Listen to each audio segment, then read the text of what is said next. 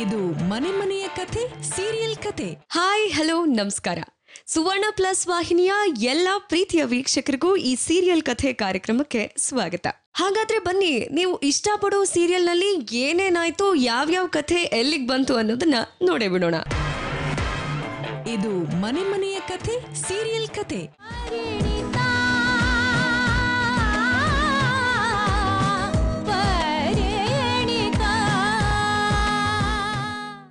ಇಲ್ಲಿ ಯಾಕೆ ಚೋಟು? ಅಣ್ಣ, ನಾನು ಹಿಸ್ಟ್ರಿಲಿ 100ಕ್ಕೆ 100 ತಗೊಂಡಿದ್ದೀನಿ. ಇದಕ್ಕೆಲ್ಲ ಕಾರಣ ನೀನೇ ತಾನೆ. ಅದಕ್ಕೆ ಈ ಹೋಟ್ಲಲ್ಲಿ ನಿಂಗೊಂದು ಚಿಕ್ಕ ಟ್ರೀಟ್ ಕೊಡ್ಸೋಣ ಅಂತಿದ್ದೀನಿ. ಬೇಡ ಚೋಟು, ಮನೆಗೋನು ಬಾ. ಅಣ್ಣ, ಇಷ್ಟು ದಿನ ನೀನು ಹೇಳಿದ್ದೆಲ್ಲ ಕೇಳಿದ್ದೀನಿ. ಈಗ ನನಗೋಸ್ಕರ ಬರಲ್ವಾ? ಅಣ್ಣ ಬಾ ಅಣ್ಣ, ಪ್ಲೀಸ್ ಅಣ್ಣ. ಅಣ್ಣ ಬಾ ಅಣ್ಣ. ಸರಿ ನೋಡಿ. ಥ್ಯಾಂಕ್ ಯು ಅಣ್ಣ.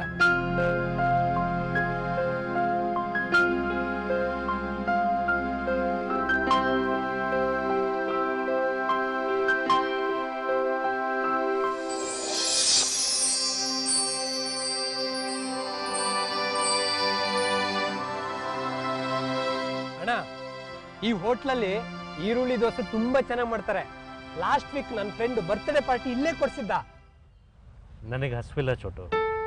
ಸರಿ, ಕೂಲ್ ಡ್ರಿಂಕ್ಸ್, ಐಸ್ ಕ್ರೀಮ್? ನನಗೇನೂ ಬೇಡ. ನಿನಗೇನು ಬೇಕೋ ಅದು ಆರ್ಡರ್ ಮಾಡು. ಅಣ್ಣ, ನನಗೆ ನಾನೇ ಪಾರ್ಟಿ ಕೊಟ್ಕೊಂಡ್ರೆ ಏನ್ ಚೆನ್ನಾಗಿರುತ್ತೆ. ಏನಾದ್ರೂ ತಗೋ. ಸರಿ, ನಿನಗೇನು ಇಷ್ಟನೋ ಅದೇ ಆರ್ಡರ್ ಮಾಡು. ನನ್ನ ಮುದ್ದಿನ ಅಣ್ಣ. ಅಣ್ಣ, ಇವತ್ತು ಶರ್ಟ್ ಬಟನ್ ಕಿತ್ತೋಗಿದೆ, ಆದ್ರೆ ಇನ್ನು ಹೊಲಿಯಕ್ಕೆ ಅತ್ತಿಗೆ ಇಲ್ಲ ಅಲ್ವಾ?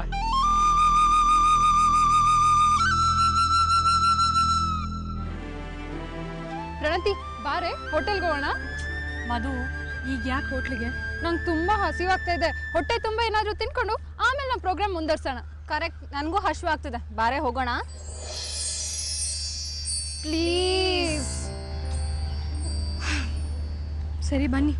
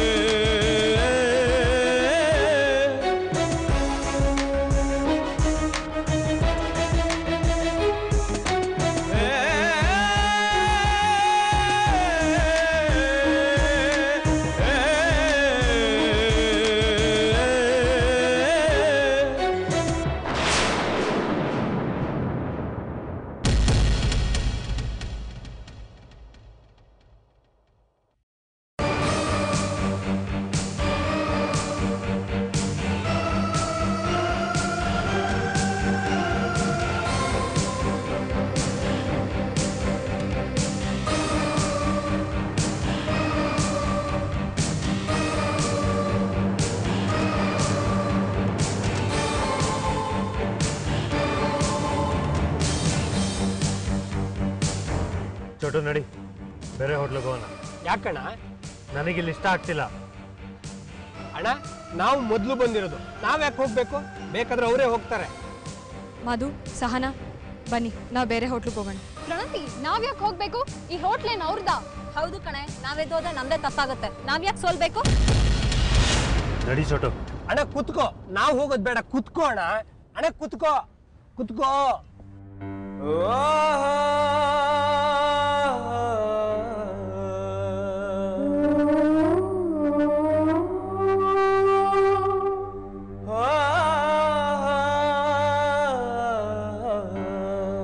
ಅಪ್ಪಾಜಿ, ಏನ್ ತಗೊಳ್ತೀರಾ? Coffee, tea? ಅಪ್ಪಾಜಿ ಅಂತ ಬಾಯಿ ತುಂಬ ಕರೆದಿಯಲ್ಲ, ಸಾಕು ಬಿಡಮ್ಮ. ಅದನ್ನೆಲ್ಲ ತಗೊಂಡ್ರಷ್ಟೇ ಸಂತೋಷ ಆಯ್ತು. ಆದರೂ ನಿನ್ನ ಪ್ರೀತಿಗೆ ನಾನು ಏನಾದರೂ ತಗೊಳ್ತೀನಿ. ಆದರೆ ಅದಕ್ಕೂ ಮುಂಚೆ ನಿಮ್ಮ ಜೊತೆ 4 ಮಾತಾಡಬೇಕಲ್ಲಮ್ಮ. ಏನ್ ಹೇಳಿ ಅಪ್ಪಾಜಿ? ಹೇಳ್ತೀನಿ. ಮೊದಲು ಕೂತ್ಕೊಳ್ಳಿ. ಒಳ್ಳೆಯವರ ಲೋಪದೋಷಗಳನ್ನು ಹುಡುಕ್ತಾ ಹೋದರೆ ಯಾರಿಗೂ ನೆಮ್ಮದಿ ಸಂತೋಷ ತರಲ್ಲ. ನಮ್ಮ ನರಸಿಂಹ ತುಂಬಾನೇ ಒಳ್ಳೆಯವನಮ್ಮ. ಬಂಗಾರದ ಮೆರೆಸಿದ ಮಾಣಿಕ್ಯ ಅವನು. ನಿಜ ಹೇಳ್ತೀನಿ, ನನಗೆ ಈ ಮದುವೆ ಇಷ್ಟನೇ ಇರಲಿಲ್ಲ. ನಮ್ಮ ಅರ್ಜುನನ ಪ್ರೀತಿ ಬಗ್ಗೆ ನನಗೆ ನಂಬಿಕೆನೇ ಇರಲಿಲ್ಲ. ಆದರೆ ಪ್ರಣತಿ ನೋಡಿದ ಮೇಲೆ ಇವರಿಬ್ಬರು ಪ್ರೀತಿ ಬಗ್ಗೆ ನನಗೆ ನಂಬಿಕೆ ಬಂತು. ನಾನು ಮದುವೆಗೆ ಒಪ್ಕೊಂಡೆ. ಆದರೆ ಮಧ್ಯದಲ್ಲಿ ಏನೇನೋ ನಡೆದೋಯ್ತು. ಪ್ರಣತಿ ಅರ್ಜುನ್ ಇಬ್ರು ಒಬ್ಬರನ್ನೊಬ್ರು ಬಿಟ್ಟಿರೋಕ್ಕಾಗಲ್ಲ. ಇದರಿಂದ ನಾವು ಯಾರೂ ಸಂತೋಷವಾಗಿಲ್ಲ. ನಿಜ ಹೇಳಿ, ನೀವುಗಳು ಸಂತೋಷವಾಗಿದ್ದೀರಾ?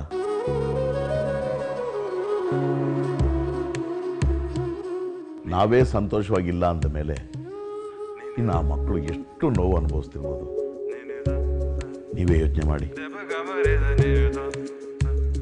ನೀವು ನರಸಿಂಹನ ವಿಷಯ ತಿಳ್ಕೊಂಡ್ರೇನೆ ಮದುವೆಗೆ ಒಪ್ಪೋದು ಅನ್ನೋದಾದರೆ ಆ ಮಕ್ಕಳ ಪ್ರೀತಿಗೋಸ್ಕರ ನಾನು ಅದನ್ನು ಹೇಳೋದಕ್ಕೂ ಸಿದ್ಧ. ಎಷ್ಟು ದಿನ ಇವನ ವಿಷಯ ಮುಚ್ಚಿಟ್ಟಿದ್ದು ಇವನ ಜೀವನದಲ್ಲಿ ನಡೆದ ಆ ಕೆಟ್ಟ ಘಟನೆಗಳು ಅರ್ಜುನ್ ಮೇಲಾಗಲಿ ಉಳಿದ ಮಕ್ಕಳ ಮೇಲಾಗಲಿ ಯಾವುದೇ ರೀತಿ ಕೆಟ್ಟ ಪರಿಣಾಮ ಬೀರದೇ ಇರಲಿ ಅಂತ. ಆದರೆ ಹಾಗೆ ಮುಚ್ಚಿಟ್ಟಿರೋದ್ರಿಂದಲೇ ಈ ಎರಡು ಮಕ್ಕಳ ಮೇಲೆ ಪರಿಣಾಮ ಬೀರ್ತಿದೆ ಅನ್ನೋದಾದರೆ ನಾನು ಅದನ್ನು ಹೇಳೋದೇ ಒಳ್ಳೆಯದು. ಹೀಗೆ 5 ವರ್ಷಗಳ ಹಿಂದೆ ಬೇಡ ಅಪ್ಪಾಜಿ.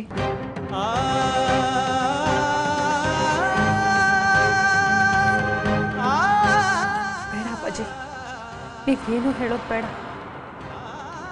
ದಯವಿಟ್ಟು ನಮ್ಮನ್ನು ಕ್ಷಮಿಸ್ಬಿಡಿ.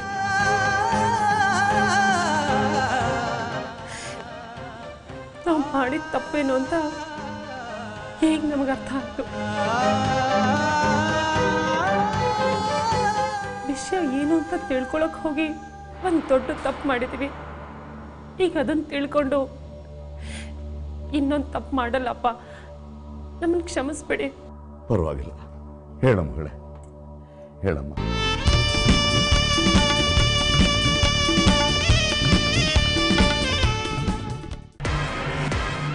ಇದು ಮನೆ ಮನೆಯ ಕಥೆ ಸೀರಿಯಲ್ ಕಥೆ.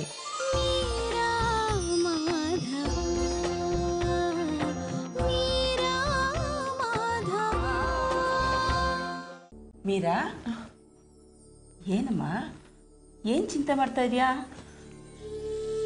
ಅತ್ತೆ, ಭಾರ್ಗವ ಬಾವ ಅಕ್ಕ ಕೊಟ್ಟಿದ್ದ ದುಡ್ಡು ಖಾಲಿ ಆಯಿತು. ಮಾಧವನ್ಗೆ ಇನ್ನೂ ಕೆಲಸನೇ ಸಿಕ್ಕಿಲ್ಲ. ದಿನ ಬರೀ ಕೈಯಲ್ಲೇ ಬರ್ತಾನೆ. ಹೀಗೆ ಆದರೆ ಮನೆ ನಿಭಾಯಿಸೋದಾದರೂ ಹೇಗೆ? ಎಲ್ಲಿ ಷರತ್ನಲ್ಲಿ ನಾವು ಸೋಲ್ತೀವ ಅಂತ ಚಿಂತೆ ಆಗ್ಬಿಟ್ಟಿದೆ. ಮೀರಾ, ಯಾಕಮ್ಮ ಚಿಂತೆ ಮಾಡ್ತೀಯ? ಚಿಂತೆ ಮಾಡಿದ್ರೆ ದುಡ್ಡು ಬಂದ್ಬಿಡುತ್ತಾ? ಹೇಗಾದರೂ ಮಾಡಿ ನಾವೇ ದುಡ್ಡಿನ ವ್ಯವಸ್ಥೆ ಮಾಡ್ಕೋಬೇಕು. ಹೇಗಾದರೂ ಅಂದರೆ ಹೇಗತ್ತೆ? ನೋಡು ಮೀರಾ, ನನ್ನ ತವ್ರ ಮನೆಯಿಂದ ನನಗೆ ಅಂತ ಕೊಟ್ಟಿದ್ದೊಂದು ಬೆಳ್ಳಿ ಚೊಂಬು ಬೀರುನಲ್ಲಿದೆ. ಅದನ್ನು ತಗೊಂಡೋಗಿ ಮಾರಿ ಅದರಿಂದ ಎಷ್ಟು ದುಡ್ಡು ಸಿಗುತ್ತೋ ಅದನ್ನು ಖರ್ಚಿಗೆ ಉಪಯೋಗಿಸ್ಕೊ.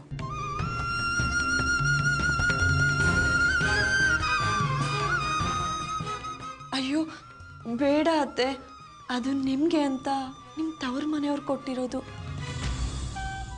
ಮಾಧವ ಇವತ್ತು ಕೆಲಸ ಉಟ್ಕೊಂಡು ಬಂದೇ ಬರ್ತೀನಿ ಅಂತ ಹೇಳಿದ್ದಾನೆ. ಮೀರಾ, ಮಾಧವ ಕೆಲ್ಸಕ್ಕೆ ಹೋದ್ರು ಅವನಿಗೆ ಸಂಬಳ ಬರೋದಕ್ಕೆ 1 ತಿಂಗಳಾಗತ್ತೆ.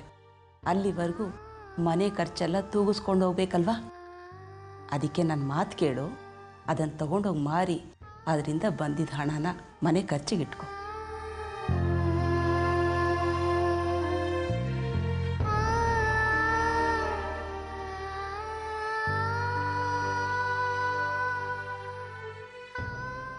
ಮೀರಾ,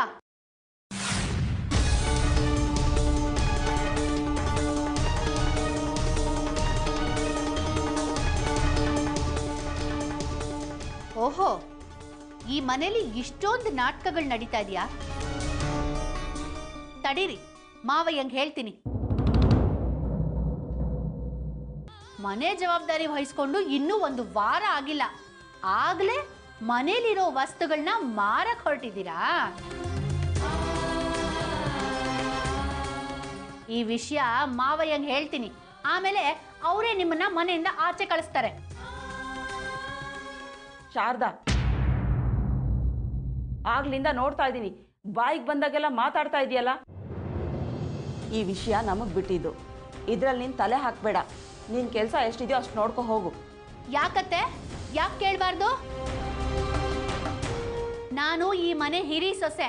ಈ ಮನೆಯಿಂದ ಒಂದು ವಸ್ತು ಆಚೆ ಹೋಗ್ತಿದೆ ಅಂದ್ರೆ ಅದನ್ನ ಕೇಳೋ ಅಧಿಕಾರ ನನಗಿಲ್ವಾ? ಇಲ್ಲ,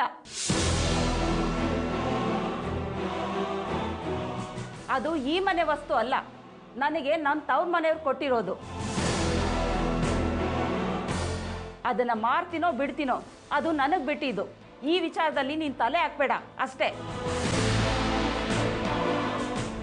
ಅದೆಲ್ಲ ನನಗೆ ಗೊತ್ತಿಲ್ಲ ಅತ್ತೆ. ನಾನು ಹೇಳ್ತೀನಿ ಅಂದ್ರೆ ಹೇಳ್ತೀನಿ ಅಷ್ಟೇ.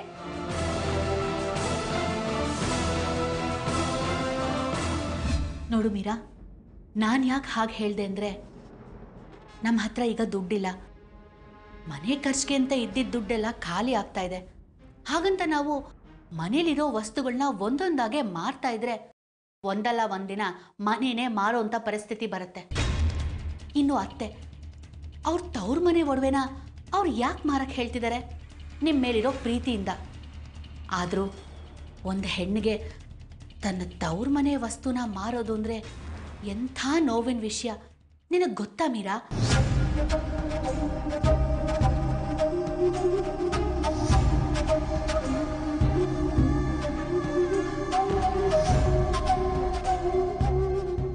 ನೋಡು ಮೀರಾ, ಈಗೇನು ನಿನ್ನ ಹತ್ರ ದುಡ್ಡಿಲ್ಲ, ಮನೆ ಖರ್ಚನ್ನ ನೋಡ್ಕೊಳಕ್ ಆಗ್ತಿಲ್ಲ.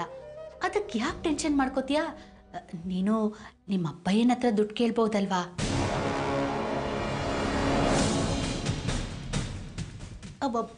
ನಾನು ಯಾಕೆ ಹಾಗೆ ಹೇಳ್ತಾ ಇದ್ದೀನಿ ಅಂದರೆ, ನಿಮ್ಮ ಅಪ್ಪಯ್ಯಂಗೆ ನೀನು ಈ ಮನೇಲಿರೋದು ಇಷ್ಟ. ಇನ್ನು ಮಾವಯ್ಯನೋ, ನೀವು 3 ತಿಂಗಳಲ್ಲಿ ಈ ಮನೆ ಜವಾಬ್ದಾರಿನ ಸರಿಯಾಗಿ ನಿಭಾಯಿಸಲಿಲ್ಲ ಅಂದರೆ ನಿಮ್ಮನ್ನು ಮನೆಯಿಂದ ಆಚೆ ಹಾಕ್ತಾರೆ. ಆಗ ಪಾಪ ನಿಮ್ಮಪ್ಪಯ್ಯ ಎಷ್ಟು ಬೇಜಾರು ಮಾಡ್ಕೋತಾರೆ. ಅವ್ರ ಖುಷಿಗೋಸ್ಕರನಾದರೂ ನೀನು ಅವ್ರ ಹತ್ರ ದುಡ್ಡು ತಗೋಬಹುದಲ್ವಾ ಮೀರಾ? ಅಂದರೆ ಏನು ನಿಮ್ಮ ಮಾತಿನ ಅರ್ಥ? ನನ್ನಿಂದ ಈ ಮನೆ ನಿಭಾಯಿಸೋಕ್ಕಾಗೋದಿಲ್ಲ ಅಂತನಾ? ಅಯ್ಯಯ್ಯೋ, ನಾನು ಹಾಗೆಲ್ಲ ಹೇಳಿದೆ ಮೀರಾ. ನಮ್ಗೆ ಈಗಿರೋ ಕಷ್ಟಕ್ಕೆ ನೀನು ನಿಮ್ಮ ಅಪ್ಪಯ್ಯನ ಹತ್ರ ಸ್ವಲ್ಪ ಸಹಾಯ ತಗೋಬೋದಲ್ವಾ ಅಂತ. ಬೇಕಿದ್ರೆ ಸಾಲದ ರೂಪದಲ್ಲಿ ತಗೋ. ಅಕ್ಕ, ಅದೇನೇ ಆಗಲಿ, ನಾನು ಮಾತ್ರ ನನ್ನ ಅಪ್ಪಯ್ಯನ ಕೈಯಿಂದ 1 ರೂಪಾಯಿನೂ ತಗೊಳ್ಳಲ್ಲ. ಅಪ್ಪಯ್ಯನ ಮನೆಯಿಂದ ದುಡ್ಡು ತಗೊಂಡು ಬಾ ಅಂತ ಇನ್ಯಾವತ್ತೂ ಹೇಳಬೇಡಿ ಅಕ್ಕ.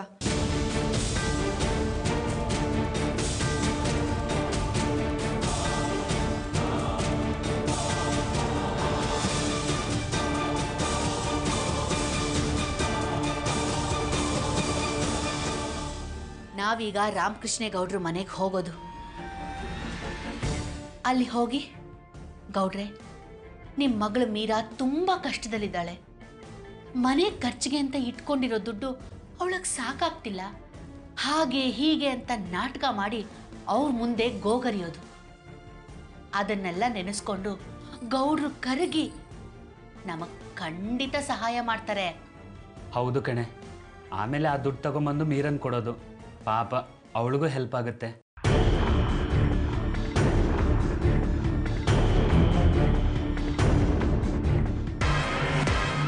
ಇದು ಮನೆ ಮನೆಯ ಕಥೆ ಸೀರಿಯಲ್ ಕಥೆ.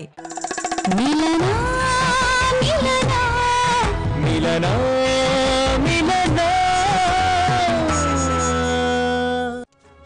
ಈ ಮೆಡಿಸಿನ್ಸ್ ಎಲ್ಲ ಇಮಿಡಿಯೇಟಾಗಿ ತೊಗೊಂಬನ್ನಿ. ಆಮೇಲೆ ಡ್ರಿಪ್ ಶುರು ಮಾಡಿ. ಐಶ್ವರ್ಯ, ಒಬ್ಬಳೇ ಬಂದಿದೆಯಲ್ಲಮ್ಮ, ಅದು ಇಂಥ ನೋವಲ್ಲಿ ಜೊತೆಲಿ ಯಾರೂ ಬರಲೇ ಇಲ್ವಾ? ನನಗೆ ಯಾರೂ ಇಲ್ಲ ಸರ್, ನಾನೊಬ್ಳು ಅನಾಥೆ.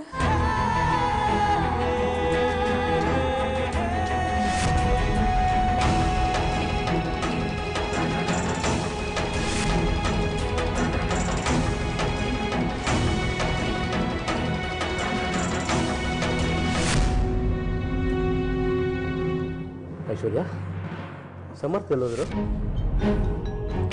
ಎಲ್ಲರೂ ಅವ್ರವ್ರ ಲೈಫಲ್ಲಿ ಬ್ಯುಸಿ ಇದ್ದಾರೆ. ನನ್ನಿಂದ ಯಾಕೆ ತೊಂದರೆ? ದಿಸ್ ಇಸ್ ಟೂ ಬ್ಯಾಡ್ ಐಶ್ವರ್ಯ. ಈ ಕಂಡೀಷನ್ನಲ್ಲೂ ಒಬ್ಬರನ್ನಾದ್ರೂ ಜೊತೆಲಿ ಇಟ್ಕೊಳ್ಬಾರ್ದಾ? ಅಷ್ಟು ಪೇಯ್ನ್ ಇಟ್ಕೊಂಡು ಅಷ್ಟು ದೂರದಿಂದ ತಡರಾತ್ರಿ ಬಂದಿದೆಯಲ್ಲ, ಏನಾದರೂ ಹೆಚ್ಚು ಕಡಿಮೆ ಆಗಿದ್ದಿದ್ರೆ? ಆಗಲಿ ಬಿಡಿ ಸರ್, ನಾನು ಸತ್ತರೆ ಕಣ್ಣೀರು ಹಾಕಕ್ಕೆ ಯಾರೂ ಇಲ್ಲ. ಯಾಕಿಲ್ಲ? ಆ ಮನುಷ್ಯ ಪಾಪ ಹರ್ಷನೇ ಕಿಡ್ನಿ ಡೊನೇಟ್ ಮಾಡಿರೋದು ಅಂತ ಐಶ್ವರ್ಯಂಗೆ ಗೊತ್ತಾಗಬಾರ್ದಂತೆ, ಅದರಿಂದ ಮತ್ತೆ ಸಮಸ್ಯೆ ಶುರು ಆಗುತ್ತೆ ಅಂತೀಯಾನೆ. ಯಾವ ಮನುಷ್ಯ ಸರ್? ಅದೇ ಸಮರ್ಥ. ನಿಮಗೋಸ್ಕರ ಅವ್ರು ಎಷ್ಟು ರಿಸ್ಕ್ ತಗೊಂಡಿದ್ರು. ನೀವೊಂದು ಮಾತು ಕರೆದಿದ್ರೆ ಬರ್ತಾ ಇರಲಿಲ್ವಾ? ಬೇಡ ಬಿಡಿ ಸರ್, ಈಗಾಗಲೇ ಅವ್ರ ಋಣ ಬೆಟ್ಟದಷ್ಟಿದೆ. ಅದನ್ನ ತೀರ್ಸೋದಕ್ಕೆ 100 ಜನ್ಮ ಬೇಕು. ಅದು ಅಲ್ಲದೆ ನಾವೆಲ್ಲ ಸಣ್ಣ ಜನ, ಸಣ್ಣ ಸಣ್ಣ ವಿಷಯಕ್ಕೆಲ್ಲ ದೊಡ್ಡ ದೊಡ್ಡವ್ರನ್ನ ಕರಿಬಾರ್ದಲ್ವಾ?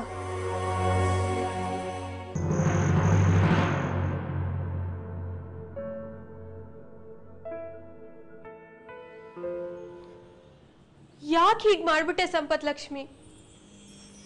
ನಿನ್ ಮಗಳಿಗೆ ಯಾಕೆ ಒಳ್ಳೆ ಬುದ್ಧಿ ಹೇಳ್ಕೊಟ್ಟಿಲ್ಲ? ನಮ್ಮನೆ ಹಿತ್ಲಲ್ಲಿ ಸೌದೆ ಹೊಡಿತಾ ಇದ್ದಳು, ಈಗ ನನ್ನ ಜೀವನನೇ ಒಡೆದು ನುಚ್ಚಿ ನೂರ್ ಮಾಡ್ತಾ ಇದ್ದಾಳೆ.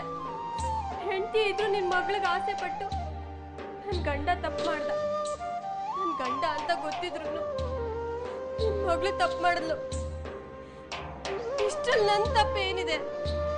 ಅವ್ರೆಲ್ಲಾರನ್ನು ಬಿಟ್ಟು ನನಗ್ ಮಾತ್ರ ಯಾಕೆ ಶಿಕ್ಷೆ? ಐಶ್ವರ್ಯಂಗ್ ಸಹಾಯ ಮಾಡಿದ್ದೆ ತಪ್ಪ?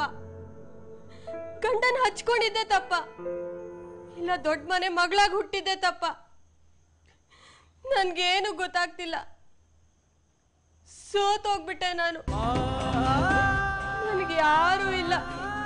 ಮೋಸ ಹೋಗ್ಬಿಟ್ಟೆ ನಾನು. ಯಾರು ಇಲ್ಲ.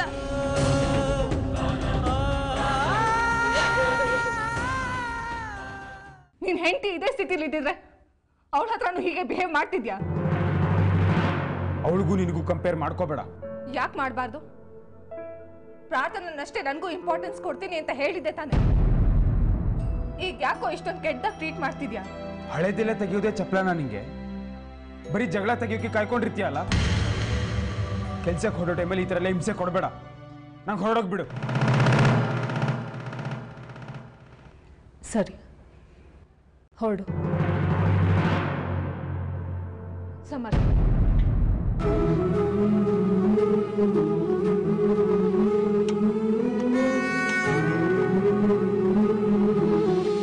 ನಿನ್ ಮನುಷ್ಯತ್ವನೇ ಇಲ್ಲ ಅನ್ಸ್ತಿದೆ ನನಗೆ. ಅನ್ಕೋ, ಪರವಾಗಿಲ್ಲ. ನೀನು ಅನ್ಕೊಂಡ ತಕ್ಷಣ ನಾನೇನು ರಾಕ್ಷಸ ಆಗಲ್ಲ. ಅದೇ ಆಗ್ತಿದ್ಯಾ ಈಗ? ಈ ಕಾಯಿಲೆ ಹುಡುಗಿನ ಟ್ರೀಟ್ ಮಾಡಕ್ ಟೈಮ್ ಇಲ್ಲ ಅಂತಿದ್ಯಲ್ಲ, ಅದೇ ನೀನ್ ಹೆಂಡತಿ ನೋಡ್ಬೇಕು ಅಂದ್ರೆ 350 ಕಿಲೋಮೀಟರ್ ದೂರ ಹೋಗ್ತಿದ್ಯಲ್ಲ. ಹೆಂಗ್ ಹೋಗ್ತಿದ್ದೆ? ಯಾಕೋ ಹೋಗ್ತಿದ್ದೆ? ಯಾಕಂದ್ರೆ ಅವಳು ನನ್ನ ಹೆಂಡತಿ. ಹೆಂಡತಿಗೂ ಬೇರೆ ಹುಡುಗಿಗೂ ತುಂಬಾ ವ್ಯತ್ಯಾಸ ಇದೆ ಐಶ್ವರ್ಯ. ಅದೇನು ಅಂತ ನಾನು ಇವಾಗ ಅರ್ಥ ಮಾಡ್ಕೊಳ್ತಾ ಇದ್ದೀನಿ. ನಿನಗೂ ಅದು ಅರ್ಥ ಆಗಿದ್ರೆ ಮತ್ತೆ ಈ ಥರ ಪ್ರಶ್ನೆ ಕೇಳಬೇಡ. ಬಾಯ್.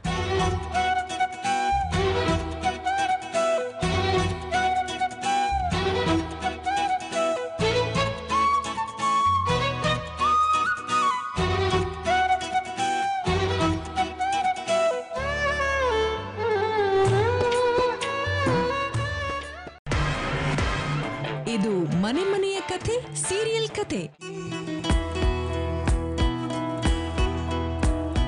ಅವನು ಮತ್ತೆ ಶ್ರಾವಣಿ. ಹೋಗೋಣ ಬನ್ನಿ. ಹೌದು ಶ್ರಾವಣಿ, ಇನ್ನೂ ತುಂಬ ಕೆಲಸ ಇದೆ. ಶುಭ ಕಾರ್ಯಕ್ಕೆ ಲೇಟ್ ಆಗಿ ಹೋಗೋದು ಬೇಡ.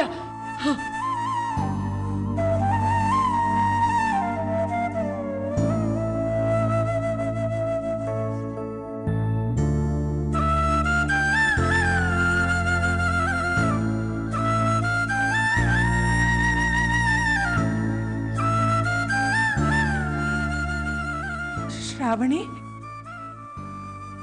ಎನ್ನಮ್ಮ? ಶ್ರಾವಣಿ, ನನ್ನ ಕೂದಲೆಲ್ಲ ಸ್ವಲ್ಪ ಸರಿ ಮಾಡು. ನನ್ನ ಮುಖ ಉದ್ಕೊಂಡಿದೀಯಾ?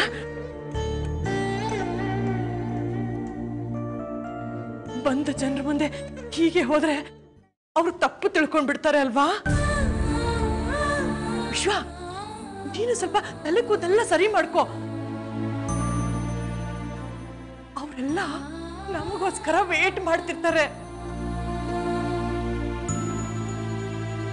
ನಾವ್ ಈ ಅವತಾರದಲ್ಲಿ ಹೋದ್ರೆ ಅವ್ರಿಗೆ ನೋವಾಗುತ್ತೆ. ಅಮ್ಮ, ಯಾರು ಕಾಯ್ತಾ ಇರೋದಿಲ್ಲ ಅಂತ ಹೇಳಿದ್ನಲ್ಲ.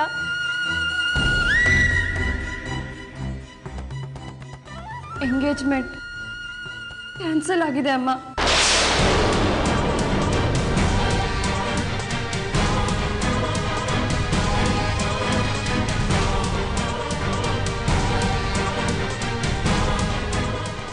ಪ್ಲೀಸ್, ನೀನು ಅಳ್ಬೇಡ ಪ್ಲೀಸ್ ಅಮ್ಮ. ಆ ಚಿಕ್ಕ ಮಗುನ ನೀನು ಉಳಿಸೋಕ್ ಹೋಗಿ ನೀನು ಎಂತ ದೊಡ್ಡ ಶಿಕ್ಷೆ ಅನುಭವಿಸ್ಬಿಟ್ಟೆ ಶ್ರಾವಣಿ. ನಿನ್ನ ಎಂಗೇಜ್ಮೆಂಟ್ ಮತ್ತೆ ಕ್ಯಾನ್ಸಲ್ ಆಗೋಯ್ತು ಶ್ರಾವಣಿ.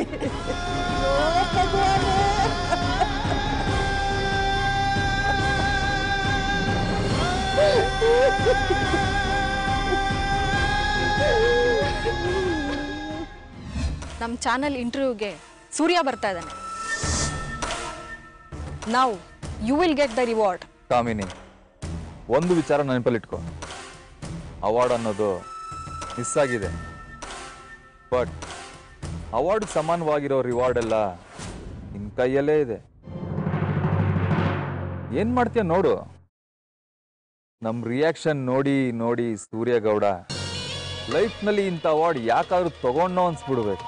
ನೋಡ್ತಾ ಇರು ಜೈ, ಈ ಸಲ ಪ್ಲಾನ್ನ ನಾನು ಸಕ್ಸಸ್ ಮಾಡ್ತೀನಿ. ಆ ಸೂರ್ಯ ತಾನಾಗೆ ಬಂದು ನಮ್ಮ ಬಲೆಗೆ ಸಿಕ್ಕಾಕೊಂತಾನೆ. ಪಾಪ ಆಗ್ತಿದ್ದ ಆ ಹುಡುಗಿ ನಿಶ್ಚಿತಾರ್ಥ ಮುರಿದು ಆ ಹುಡುಗಿ ಜೀವನ ಹಾಳು ಮಾಡ್ಬಿಟ್ರಿ.